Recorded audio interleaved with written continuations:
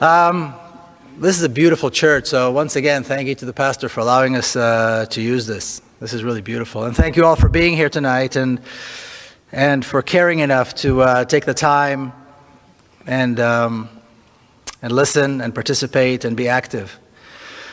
I always begin my remarks with a disclaimer, and that disclaimer is this. If anybody here came hoping to hear a balanced presentation, then they're going to be sorely disappointed. I say this because a lot of the things that you're about to hear tonight are difficult to hear. And also because I don't believe that a balanced presentation on this topic is possible. Anybody that cares enough to speak about this probably has a very strong opinion one way or the other. Almost everybody has feelings and strong emotions on this issue one way or the other. For me, it's deeply personal. And the issue itself is not a balanced issue. There is no balance in this issue. So therefore, I say this because there cannot be a balanced presentation on this. And I think if anybody claims that their presentation is balanced, they're either misleading themselves or they're misleading their audience.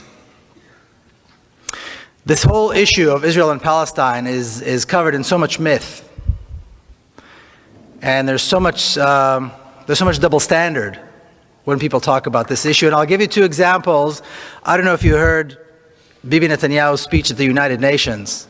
I heard it not live, but after he actually delivered it. And he began it with probably the two most striking examples of myth and double standard. And he began by talking about the right of return of the Jews to their ancient homeland. And of course, the Jews that so-called returned to their homeland were not exactly the same Jews who were expelled from their homeland, right? Because these were expelled a couple of thousand years before that. These were not their descendants either, because this has been a very long time. So these are people, the people that actually came back, so to speak, are people that claim some kind of a heritage, some kind of a connection, a relationship to the ancient Hebrews. And they claimed that they had the right to return to their homeland, and this is what Zionism was about, and this was accepted by the world as the right. They had the right to return. Now, if we talk about the right of return of one nation, you'd expect that there would be, if we accept it as a principle, then you'd expect that we'd accept it in general, across the board.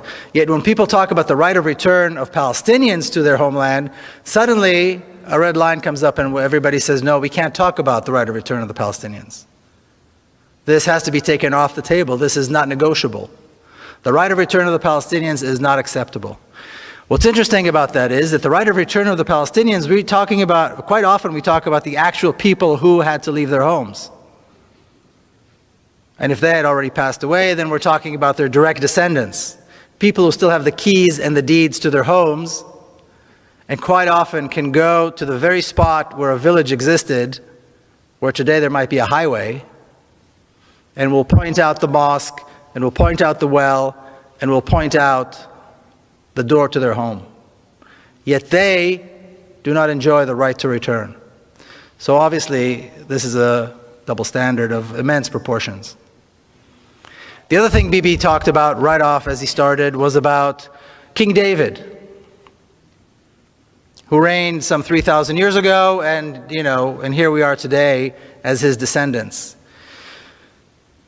What's interesting is, besides the fact that there is no historical evidence that King David ever existed, outside the Bible, which of course is not a historical document, and Israeli archaeologists have all but turned up the entire country to find proof that he ever existed.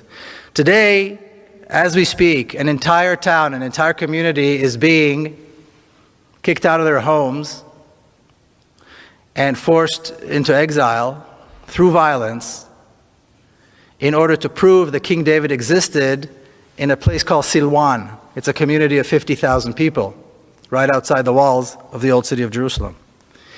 Yet the world sees nothing wrong with this. American money is poured into this project to build what is called the new city of David. an archaeological park, and a community of 50,000 Palestinians has to be terrorized in order to leave. Their homes are being destroyed in order to make this point. This fictional, mythical connection between the ancient kingdom of King David and today's Israel. So these are just two examples.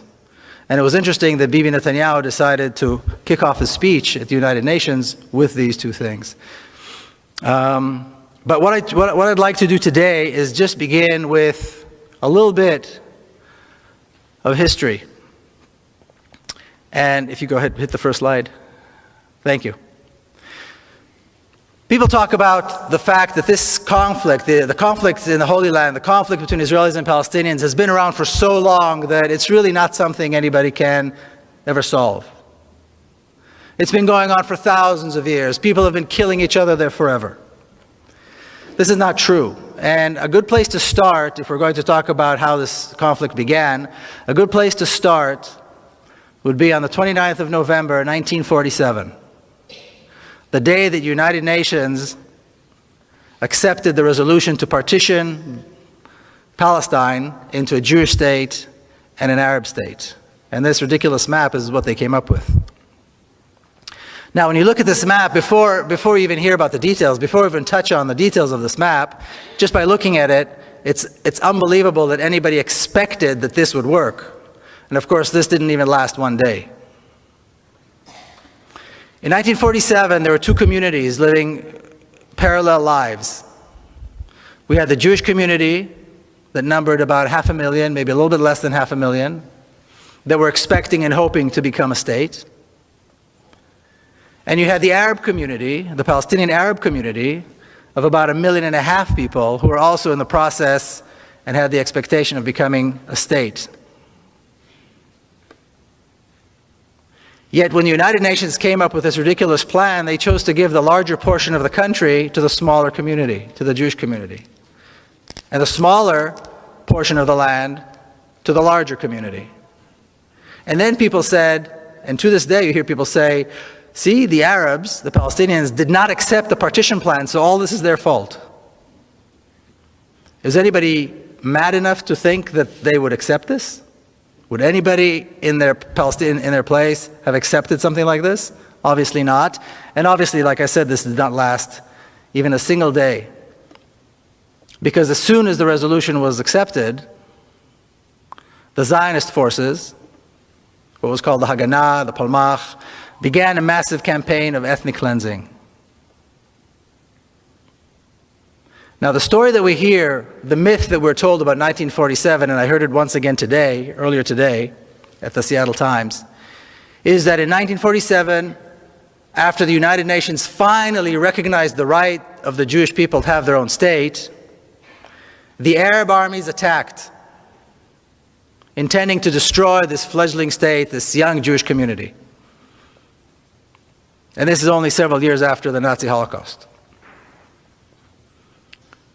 Yet somehow, between the end of 1947 and the end of 1948, the Zionist forces were able to conquer almost 80% of the country, destroy over 500 towns and villages, including schools and mosques and churches and homes, and exile almost 1 million people within a 12-month period. How did they do this if they were being attacked by massive armies from the outside? But once again, when we look at the facts, we realize that in 1947, the Jewish community, the Zionist community, had quite a substantial military force. They had a force of close to 40,000 armed men, and well-trained, well-indoctrinated. My father was one of them. There was no equivalent on the Palestinian side. The Palestinians have never had a military force. To this day, the Palestinians have never had an army or a military force. There was no equivalent of the other side. The Arab armies, such as they were, didn't enter the war until late in May of 1948. Much of the ethnic cleansing had already taken place. The war had been taking place for over 6 months by then. So, of course, this is a myth. This is a myth that nobody takes the time to investigate and question. But once again, the reality that in a 12-month period, so much was done exactly because that is exactly was the purpose of these Zionist forces. To capture as much of the land as possible and get rid of as many people as possible. And that's exactly what they did. Would you hit the next one, please? You heard the story, Judith related to the story about my mother. That's my mother. She's 86 now. She's still living in Jerusalem. She was born and raised in Jerusalem. And she used to tell me how when she was young, she would walk around on a Saturday afternoon, and many of the beautiful neighborhoods in Jerusalem, and I'm talking about the New Jerusalem, the Jerusalem that was built outside the city walls. These were Palestinian communities with beautiful homes. And she would walk around and she would see the families on a Saturday afternoon sitting under or by the lemon tree and so on. And then in 1948, she was living still in Jerusalem. These communities were forced to leave. Their homes were given to Israeli families. And she was offered one of these homes, and like you heard, she refused. The thought of taking another family's home just did not sit well with her. And then she saw the looting, and she still, to this day, when she talks about it, you can see that she feels such a sense of shame. But what's interesting is that I remember hearing this story as a child many, many years ago and over a very long period of time. And it wasn't until I was actually working on the book and I spoke to her about this again that I realized why this story was bothering me all those years. Because the story was bothering me. There was something about it that was troubling. And only now I realized it was troubling because it contradicted the national narrative. It contradicted what I learned in school. That the Arabs attacked, we won, they left, and we get the spoils. So what's wrong with taking their homes? If this is the truth, then there's no wrong in taking their homes. They attacked, and we won. It's fair enough. But once again, like I said, hearing this story in the back of my mind over and over and over again kind of troubled me. And this is exactly why. The truth lays in the personal story, not in the national narrative. Can you hit the next one, please? The title of the book is The General Son, and then the subtitle is Journey of an Israeli in Palestine. So the General Son is a big part of who I am, and this is my father as a general. Now, after the State of Israel was established and the Jewish militia, the Zionist militia became the Israeli army, he remained as an officer and had a very long and interesting military career. 20 years later, 1967, the drums of war were beating. He was already a general. And a lot has been written about what happened in 1967 and why the war broke out and who actually started the war and why. A lot of books have been written about this, movies have been made about this, and it's an interesting period. Now, just kind of to touch on the history, some of you I'm sure recall, the Egyptian President Nasser decided to kick out the UN peacekeeping forces that were in the Sinai Peninsula that divided Egypt from Israel. And he entered against the ceasefire agreement that existed between the countries. He entered Egyptian troops into the Sinai Peninsula. The generals saw this as a cause for war, as a legitimate cause for war. And they pushed for war. The Israeli cabinet, however, was not, they were hesitant. They were not so eager to start a war. And this tug of war began between these two groups. It was a very interesting difference between these two groups because the cabinet members were older. They were in their late 60s, early 70s, most of them.